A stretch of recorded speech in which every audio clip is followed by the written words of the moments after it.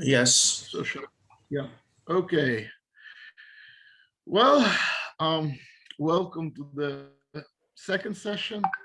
Welcome to the second session. The first speaker is Rajiv Singh from the Institute of Nuclear Physics of the Polish Academy of Sciences, and he'll speak about the theory of spin hydrodynamics. I will give you a warning um, uh, when it's 5 minutes before. Please go ahead. I'd like just to confirm it's 25 plus 5, right? Sorry? The timing is 25 No. plus 5. Yes, exactly. Okay, thank you. So thank you very much to the organizers and especially Masood for inviting me to this nice workshop. And I'm a PhD student working here in this institute, and they are my collaborators. And I will be focusing on the spin hydrodynamics, which have been developed by our group, and based on which we have written series of papers, and these are the papers which I'm part of. And like many of the speakers before have talked more on spin polarization and heavy ion collisions, so it is a nice opportunity to skip some of the basic slides and so that I can speak more on our framework. So these are my outline. I'll speak about about our formalism and how we can connect to the experiment. And then if I get some more time, then I'll speak that how our formalism can be worked out for a simple setup, like for example, Bush invariant and transversely homogeneous. And then I'll conclude with the summary. So you can ask the questions whenever you like or after the talk. So this is well represented by Enrico and others, but I'll just speak that hydrodynamics is a very effective theory used for the means to know the evolution of the QGP, especially from 1 Fermi over C to 10 Fermi over C. And means this is widely accepted theory, and we have been able to find out, means to get to know the most of the distributions, momentum distribution using this hydrodynamics. And this is means a motivation that the non-central relativistic heavy ion collisions create a global rotation of matter, which may induce spin polarization. And the particles are expected to be globally polarized with the spin on average along the system's angular momentum. And these are the original papers by the star, which means they have found out the spin polarization of lambda hyperons. So this is the picture of the plot, experimental data plot by the STAR collaboration for the average spin polarization of lambda hyperons. I'm particularly focused on, we are particularly focused on the lambda hyperons for one particular or important reason. I'll just say a minute later, but I just speak a few words here that lambda hyperon global spin polarization have been seen decreasing with increasing with respect to the decrease of center of mass energy, and this revealed that the QGP is the most hottest, least viscous, and most vertical fluid ever observed till now in nature. And this is so much so that this surpasses even the largest, means the neutron star vorticity or the superfluid helium vorticity, which is around this particular value. You can have a more information by going this papers of this particular or of this respective uh, paper, papers, respective discoveries.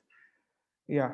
So the experimental global polarization have been in a quite good agreement with the other models, which are based on the means thermal approach or the local equilibrium of the spin degrees of freedom. But there is a point discrepancy between the longitudinal polarization and the models. Longitudinal polarization is the polarization which is along the beam direction of the lambda hyperons. Yeah, and why we are focusing on the lambda hyperons, because the lambda hyperons are actually self-analyzing because of the weak decay. to pions and protons. It is quite it is quite easy enough to get the idea or calculate the polarization of lambda hyperons by calculating the protons polarization.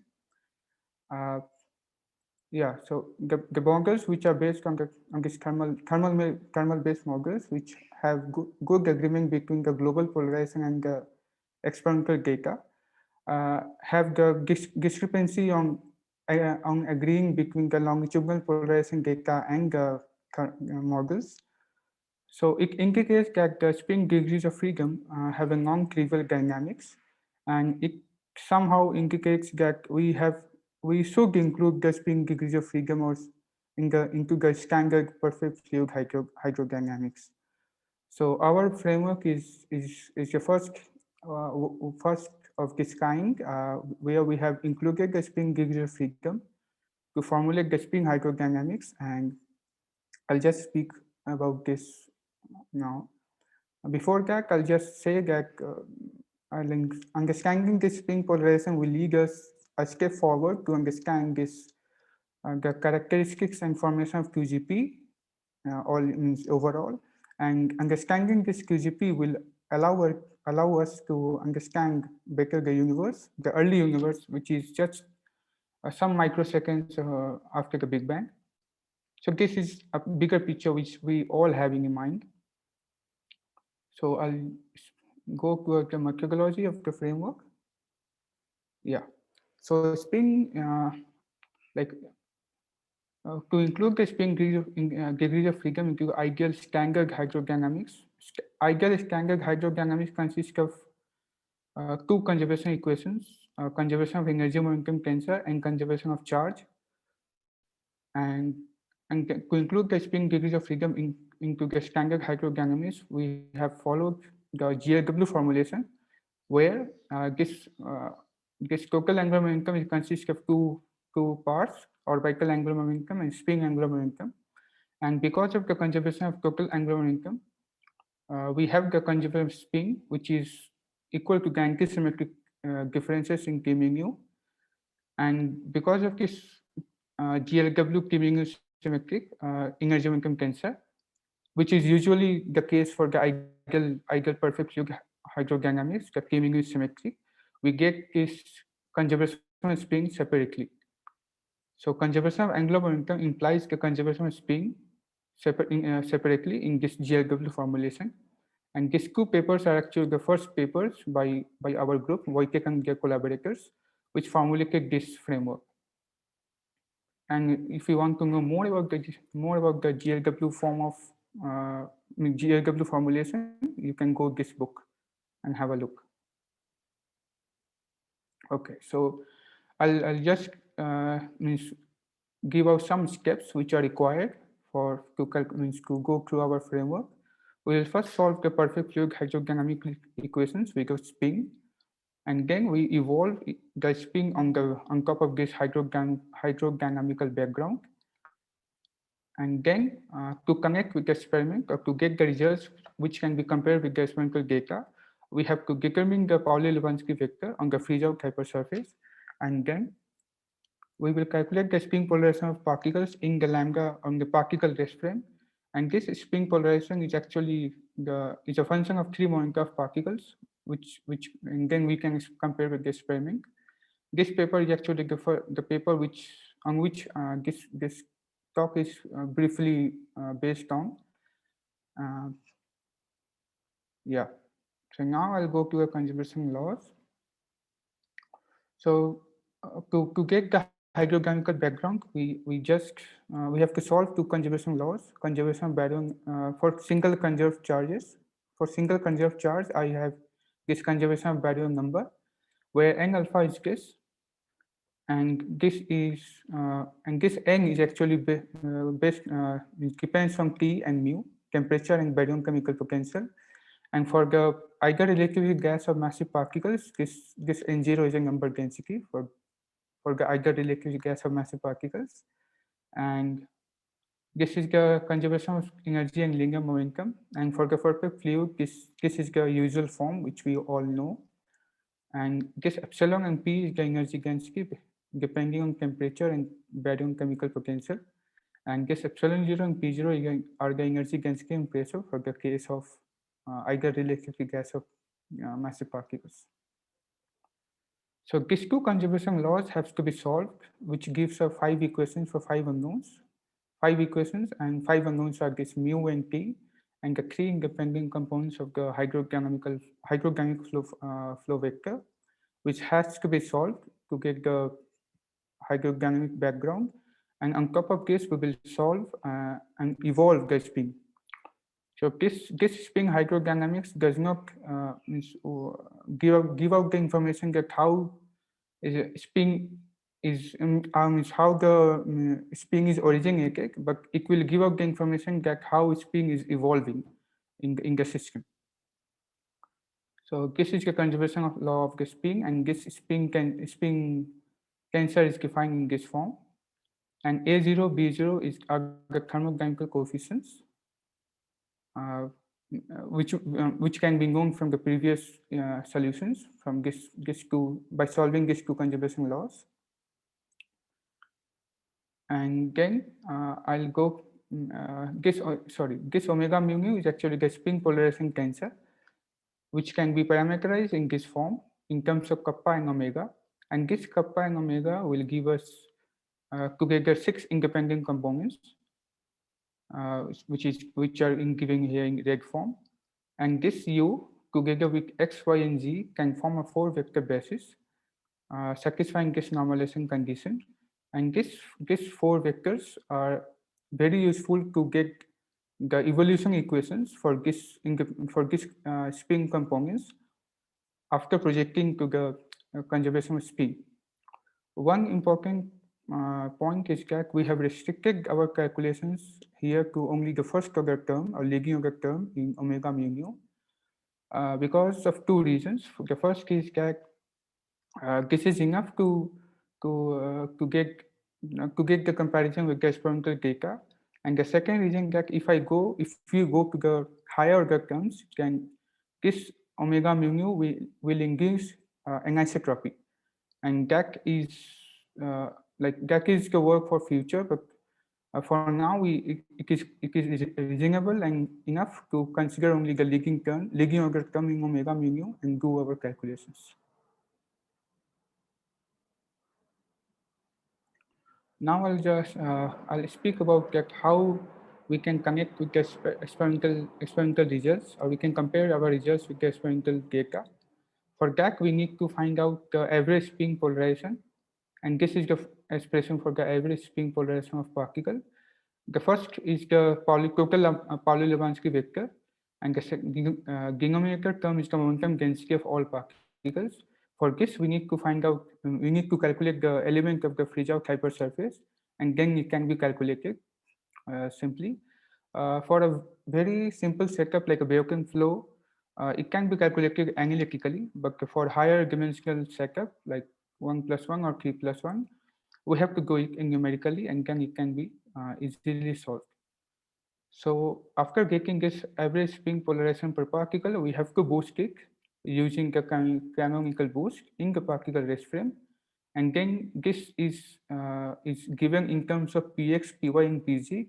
But since the high energy experiments are done in mid rapidity, so pz component will be 0, and this can be will be coming in the terms of px and py, and then we can just compare with the experiments.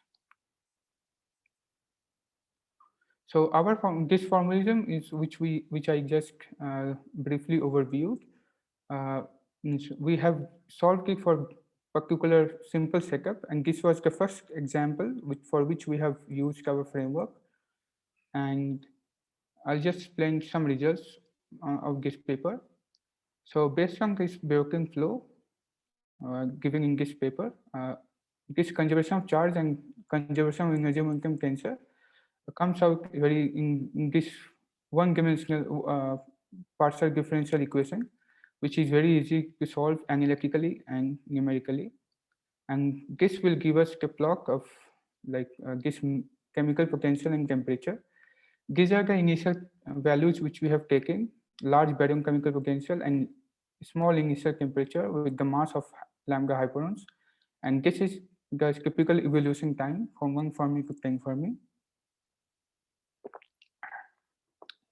So you can see here that the baryon chemical potential over temperature is rising with proper time, and the temperature is decreasing with proper time, which is quite well established in the heavy ion community. And then I'll go with I'll just inform you about how to calculate the evolution equation for the spin polarization coefficients. We project these different combinations of the 4 vector bases onto the spin conservation equation, and after that we get this. But here you can see that for a very simple setup like a Biocham flow, Busch-King variant flow, this comes out at this evolution equations comes out independent. But this is not true in general, because some of the spin polarization coefficients will be coupled to each other, and then it will quite difficult to solve numerically, which we are seeing now for, in the 3+1 case. And this coefficients, this L, P, and others can be known from the other perfect fluid background solutions. So the solution of this spin polarization coefficients are plotted here. You may wonder that why I have this 4, not 6, because the C kappa y and C omega y have the same differential form as C kappa x and C omega x respectively. But this plot is only for the Biocham setup, and in general this is not true. That this is the spin polarization coefficients are increasing with respect to proper time, but for the Busch-King variant flow, Busch-King variant setup, we find that this is the case, that the spin coefficients are actually increasing with proper time, especially this C kappa z. Now I'll come to the momentum given the average spin polarization plot for for the three variables like pi star x, pi star y, pi star z, and this we got after Busch-King to the particle rest frame, and these are the initial values for the spin components or spin coefficients. You may wonder that why this is the case. The total angle means one usually argues that total angular momentum during the collision process has only orbital part, and the direction of the angular momentum is opposite to the direction of the y-axis. But soon after the collision, certain part of the orbital angular momentum is transferred to the spin degrees of freedom, and we assume that the direction of the spin angular momentum is same as the direction of the total angular momentum. And to address this assumption or physical situation, we have chosen this particular set of initial conditions where C omega y is 0.1, and other initial spin coefficients values are 0. And this also we took the large initial baryon chemical potential and the small initial temperature, and this we have plotted for mid rapidity.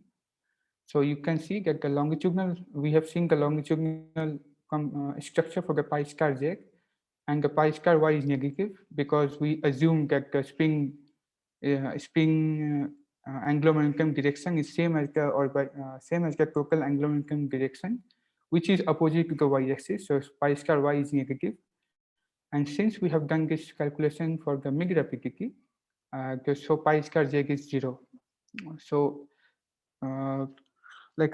for this particular simple setup, we cannot reproduce the results of the longitudinal polarization seen by the star, but we have done some more calculations based on some different setups, like for example Gupser flow and the Biocham flow in the presence of external electric field, where we have found out some interesting results Now we are doing means 3+1 calculations and numerical simulations, and we are quite ahead and in the development of this 3+1 numerical simulations, and which will be out pretty soon. So I think I have covered up little fast. Yeah, so I'll just go with the summary now. So I've discussed relativistic hydrodynamic spin based on the GIW formation energy momentum in spin tensors. And I have shown that how this formalism developed on the basis of this form of energy momentum in spin tensors can be compared with the experimental data, especially the star collaboration data. And then I have shown you the plots for the momentum dependence of polarization based on Px and Py for the Bayesian background. And I have also pointed out that we have done this calculation also for the Gupser background and in the presence of external electric field. But since this is a very simple setup and this cannot reproduce the results of the experimental data, we are working on 3+1D hydro simulations, and this is means that the development is quite ahead, and we will be means putting this paper out on the archive pretty soon. Thank you. Thank you very much, and thank you for being very, very amply in time. So we have plenty of time for questions. Yeah, please. Okay, Francesco, please. Yeah, thank you for this nice talk. I mean, I was wondering about the formula that you used for the polarization. This yes, this. So this. Let me see if I got it. So omega alpha beta. Yes. Is it the spin potential? What we call is it's called spin polarization tensor or spin chemical potential in other papers. Yeah. So that is this is the tensor which is coupled to the spin, right? Yes, but this is not thermal vorticity. This is No, I know. Yeah, that is what. Yeah. This is my question. Yeah. Yes. That, so if you say introduce the spin potential then or spin chemical potential, then you have to couple to the spin. But which is the spin tensor you have used in this calculation? This is the spin tensor. Okay. Yes. So this is the okay. I see. No, say I believe that at linear order there might be more terms in this. So in fact, in the formula that you showed is the formula that have been used so far with your potential replacing the thermal vorticity. But Yes. I think, I mean, I'm not, I'm just say loosely speaking. I think that there could be more terms if you have a if you say if omega is not equal to thermal vorticity. More linear terms, I believe. You mean more linear terms in omega mu nu? Or in the difference between omega mu nu and thermal vorticity. I believe that when you have something, this is just a guess because it depends on the specific form of the spin tensor. But I guess you may have more terms depending on the difference between omega and thermal vorticity.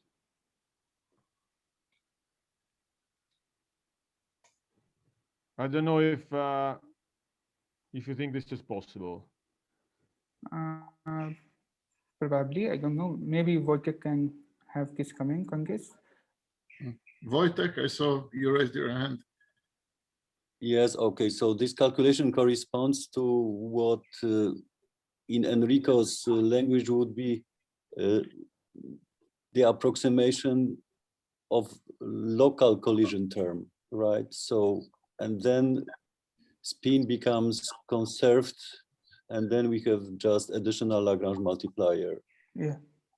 And then I think within this approximation, everything is well defined. But of course, this very strong approximation may be good for hadronic physics dominated by pion exchange, where spin is conserved separately. More quick questions. We're about to, if not.